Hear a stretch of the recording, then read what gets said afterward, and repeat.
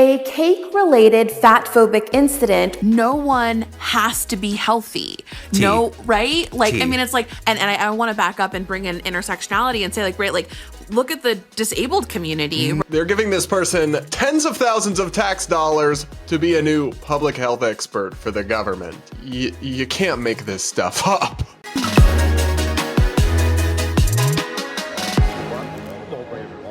Like I mentioned, up first, we've got to check in on California, where the body positivity movement just joined forces with left-wing local governments to produce an outcome so absurd, I honestly wouldn't believe it was real if I hadn't read the reports with my own eyes. The government of San Francisco is bringing in a pro-fat positivity activist as an official government consultant for the city's public health initiatives and giving her thousands of taxpayer dollars. Yes, seriously. Here is the San Francisco Chronicle. San Francisco taps body positivity expert to work with public health department on reducing weight stigma. An image of the woman, Virginia Tovar, accompanies the article, showing her in 2013 and saying that she campaigns against weight stigma and advocates for weight neutrality in public health. She has been tapped by San Francisco as a short-term consultant to the city's public health department.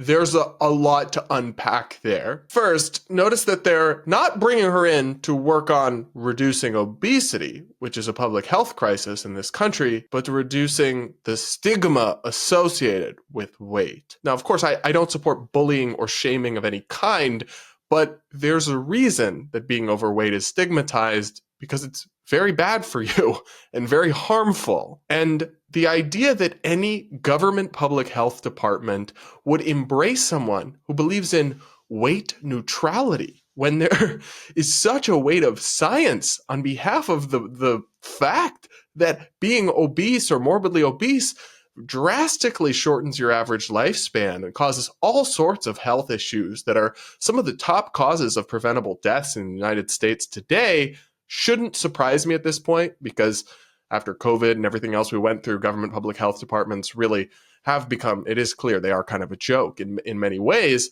but still, this has to be something of a new low. Of course, it's a win for Miss Tovar, who wrote in an Instagram post, "I'm working with a team at the San Francisco Department of Public Health as a consultant on weight stigma and weight neutrality. I'm unbelievably proud to serve the city I've called home for almost 20 years in this way.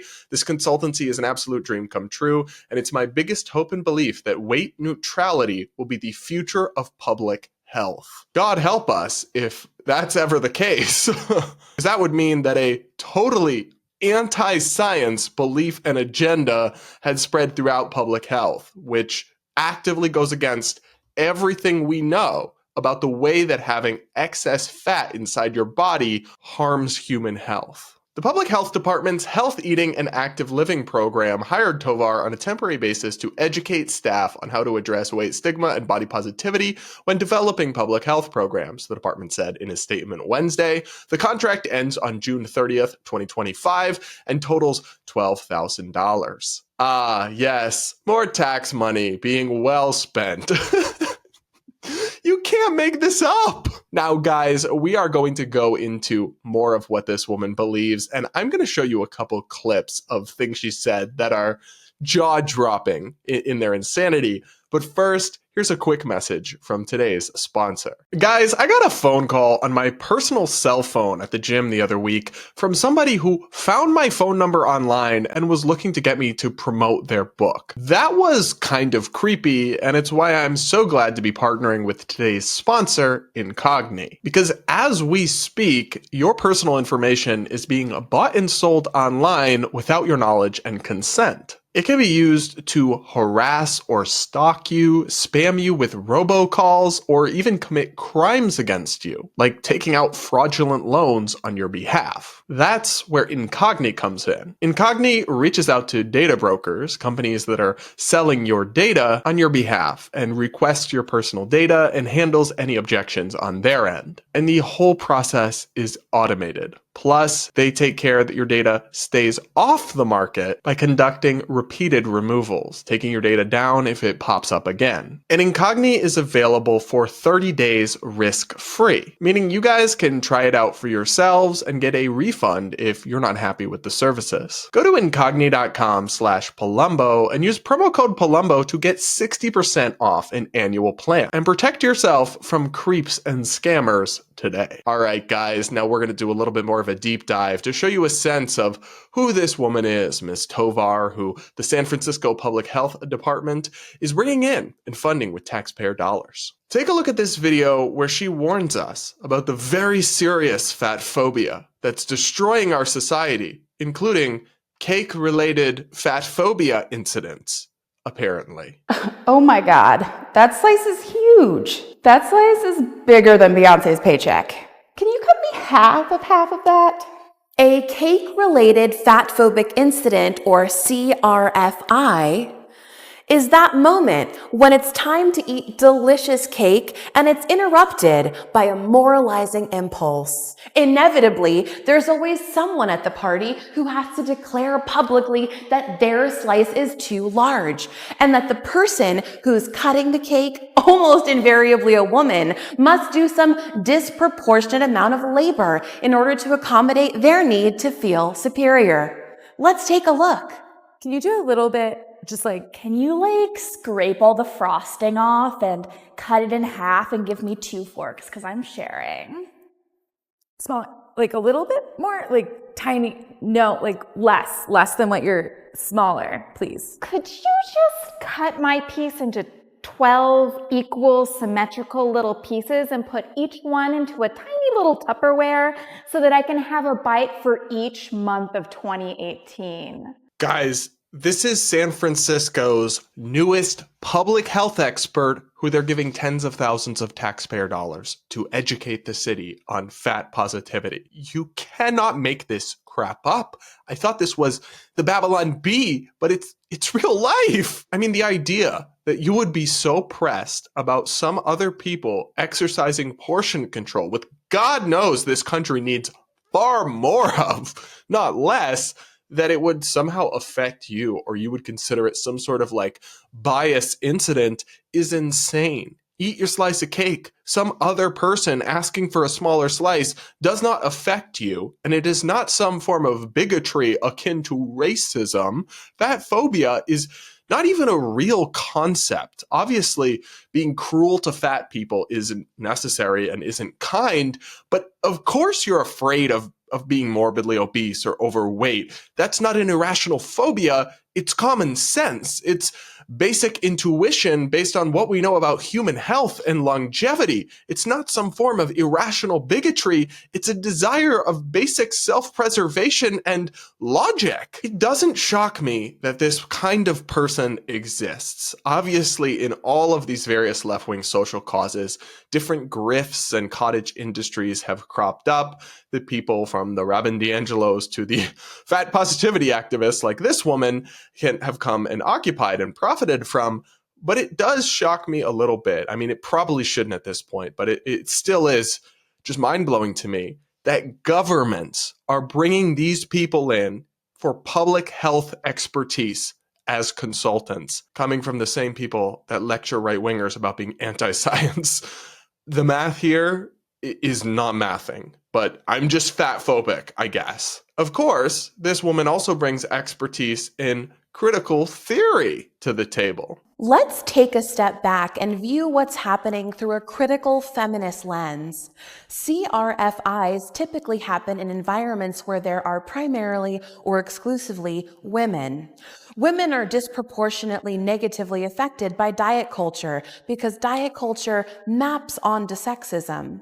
Like many parts of diet culture, there is a significant performance component. You have to show others that you are being good. Controlling how much you eat is part of what it means to be a, quote, good woman. This kind of behavior is a way for people to keep other people in check through food moralizing, surveillance, and policing. These are the mechanisms that are at the core of diet culture and weight control. The idea that you can position yourself as superior to others through self-control and self-denial is super sexist. CRFIs have a history of creating a hierarchy among women and ultimately in maintaining misogynist expectations. I'm going to be honest, I have no idea what half of that is even supposed to mean. It's another one of these things where they just throw buzzwords together in random combinations and hope that people nod along and clap along like seals. Obviously, I think women do face more weight stigma and more shame for their bodies and what they eat, and that's a valid thing to talk about, obviously. But men and women alike try to control their portions and want to lose weight and want to be slim, and to claim that asking for a smaller slice of cake reinforces the patriarchy or something, it really strains credulity far past its breaking point, at least in my eyes. What's interesting to me is that this woman is San Francisco's newest public health consultant, but also doesn't seem to really care about whether people, herself included, obviously, are actually healthy, which seems peculiar at the very least.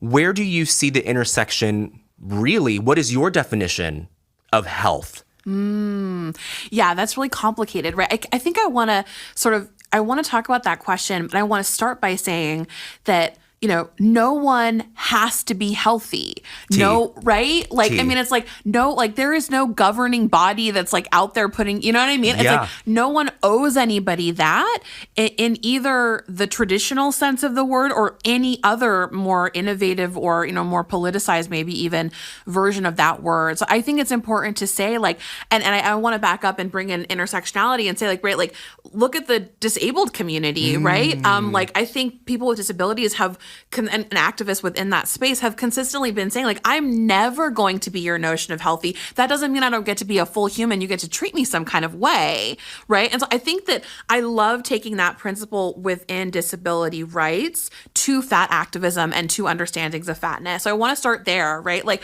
no matter what size you are, you don't owe anybody else your health. So, I mean, I do agree that nobody has to be healthy. I don't support the police coming around and confiscating your potato chips if you're obese or whatever. But you would think that somebody who's going to be a public health expert would want people to be healthy. And I'm just not really getting that vibe. I mean, her whole thing is weight neutrality, body positivity, celebrating obesity as if it is not a bad thing, even though it in fact objectively is. So she seems openly anti-health, or at least, I guess at the best possible, most charitable perspective, kind of neutral on whether people should be healthy or whether that's important, which just isn't really what I think public health would want to prioritize. But I guess who am I to question the infinite wisdom of San Francisco government bureaucrats? Of course, the second half of this clip that I just showed you is what actually kind of pissed me off. Do not compare overweight people or morbidly obese people like yourself to disabled people. Disabled people can't help the issues that they face, and many of them overcome tremendous adversity and are so impressive and go on to live healthy lives other than their disability and are really admirable and take agency over their lives. And you're comparing the product of your choices, of you choosing to overeat, choosing to be inactive, to that of somebody who's confined by fate to various limitations through a disability. That's actually offensive. As intersectional as you seem to be, you don't realize what a slap in the face that is to disabled people. To say that your bad choices and their consequences are akin to their immutable fate that they were unfortunate enough to luck into is really not okay. It's not a valid comparison, and it comes off as incredibly, incredibly ignorant. And back to the original point of this clip, you don't owe anyone else your health, really, but I think you kind of owe it to yourself to do the best you can to take care of yourself. And it's kind of sad to me to see people glorifying what is essentially a form of self-harm as if it is some form of valid identity or lifestyle choice, when it isn't. It is slowly but surely leading many people, and I'm not talking, guys, about being just a little chubby or adding a couple extra pounds around the holidays. I'm talking about serious morbid obesity that is encouraged and celebrated. You're encouraging people slowly killing themselves. That's just the truth. It'll shave decades off their lifespan on average. It leads to all sorts of serious health issues and heart-related issues and all kinds of things that bring people to an early grave. Yet not only has this woman built a career off promoting that, now actual governments are embracing it and funding it with taxpayer dollars. This is absolute insanity and utter lunacy, but I guess it's kind of par for the course at this point for 2024. What do you think? Let me know in the comments below, and do hit that like button and make sure subscribed if you aren't yet.